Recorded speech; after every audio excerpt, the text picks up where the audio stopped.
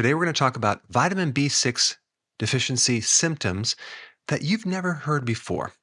Now, the data I'm going to share with you is out of this book right here, one of my favorite books, Laboratory Evaluations for Integrative and Functional Medicine. It's amazing because it covers every aspect of nutrition in depth. So I've tore this book up many times, so it's fantastic. Now, what's interesting about B6 is that if you look this up, they will tell you it's very rare to have a deficiency. And they never talk about this idea of subclinical deficiencies of nutrients. Instead, they focus on these major deficiency symptoms. But this is going to be an interesting topic. Let me just kind of go through it. Most people might know that if you're deficient in B6, you'll typically have rashes around your nose. You might have cracks or rashes around your mouth. You might even get pink eye as a symptom. You can get anemia, as well as neurological problems, which involves numbness in the bottom of your hands and your feet, which typically come from a B1 deficiency, but also from a B6 deficiency. Some people might know that you can get depressed if you're deficient in B6. But today I want to talk about all the other problems that you could end up with if you're low in B6. But first, let me just kind of give you some interesting information about B6. Vitamin B6 is involved in over 140 different enzyme pathways. So you can imagine how broadly this vitamin extends into our bodily functions. And yes, there are toxicity symptoms, but typically B6 is a water-soluble vitamin. So you would have to consume over 1,000 milligrams of B6 to have some problems. Now, typically there are no side effects if you're taking less than 200 milligrams per day. But the side effects start going up if you get over 1,000. And the main side effect will be neurological issues like neuropathy. So neuropathy can come from a deficiency of B6 and too much B6. But rarely do I know anyone taking over, 200 milligrams per day. Now, the other interesting thing about B6 deficiencies is it can be used as an indicator for inflammation status. It's highly correlated for C-reactive protein, which is an inflammatory biomarker. And people, especially with gut inflammation, IBS, have low levels of B6. And when people talk about B6, they're really talking about a collection of a group of different compounds that are precursors to the active form of B6. And the active form is P5P. I won't get into the long name, you don't need to know that. But when you see the form P5P, that is the active form. The other forms are like precursors that have to turn into this active form. And the food to achieve the best bioavailability of B6 would be from beef, pork, fish, and chicken.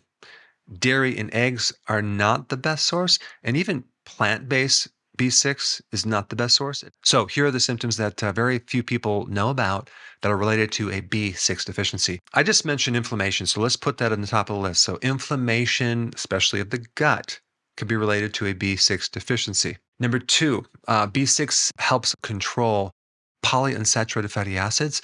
Those are the ones that I always tell people to avoid, like from corn oil, soy oil, canola, cottonseed oil, things like that. And also, if you're consuming a lot of these oils and you can't metabolize it because you don't have enough B6, this can lead to the dermatitis rashes that I mentioned when I first talked about this. Number three, B6 is intimately involved in making neurotransmitters like serotonin, dopamine, and you can imagine all the symptoms that can occur from having a deficiency of neurotransmitters.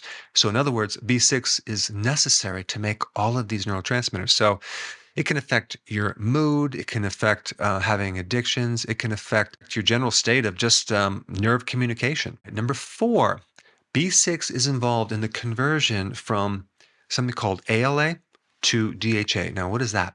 Walnuts have a good amount of ALA, which is a precursor to the active form of the omega-3 fatty acid. So let's say, for example, you don't consume a lot of fish or fish oils or cod liver oil, and you're doing a lot of walnuts thinking that you're getting all the necessary precursors to make your omega-3 fatty acid. Well, without B6, you might not be able to convert this as well, and this could lead to more inflammation. All right, the next one, number five, B6 is necessary to make selenium work. Now, selenium is involved in a lot of other things from making glutathione, to involved in converting your thyroid hormones from the inactive to the active. So you can see indirectly that B6 deficiency could lead to all sorts of other deficiencies related to a lack of selenium doing its work in different enzymes. Number 6, B6 is necessary to convert tryptophan into niacin. Number 7, B6 is necessary in a lot of different things related to amino acids. One of the things that can occur as a problem is alopecia, hair loss, because you don't have enough B6. In another study, I found that B6 is intimately involved in an enzyme that if you're deficient, you can have a higher risk of getting seizures. If you know anyone who has seizures, you should make sure they're consuming more B6. Another thing that B6 is needed for is lowering homocysteine, which can affect your heart in a negative way. Typically, people might know to reduce your homocysteine, you take enough B12 and folate, but B6 is also necessary as well. So let's say someone's deficient in B6 and they also have a problem with their gut microbiome. They're greatly more susceptible to having autism than if they just had a B6 deficiency and they had good microbes. In other words, there's this whole gut-brain interaction that can influence symptoms of autism, especially if you're deficient in B6. Does it all come from diet? Actually not. A portion of this B6 comes from your own microbiome in the large intestine making B6, just like it makes a lot of other B vitamins. So this relates to one of the reasons why people are deficient in B6 when they take antibiotics, especially for things like TB, because of this lack of B6. Anyway, I would just recommend if you know anyone with autism, make sure they're taking the active form of B6, P5P, as well as taking a good probiotic. And just to give you a little more information about that, B6 helps regulate or suppress gut pathogens. So those are the symptoms, but how are people deficient? Well, eating too many processed foods, also taking diuretics. Certain medications like high blood pressure medication can create a deficiency, taking certain antibiotics, also being on birth control pills, drinking alcohol.